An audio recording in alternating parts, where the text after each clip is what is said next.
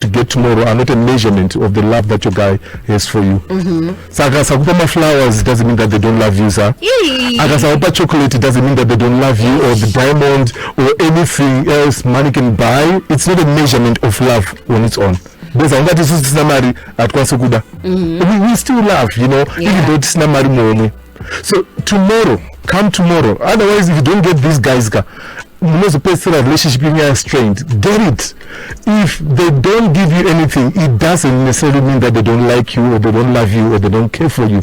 They're just going through some economic issues, problems. Understand that. Let it sink. But now they are not in a position to do that. That's a hard one. I'm still trying to process and swallow it at the same time. It's too painful. So, they simply forgot.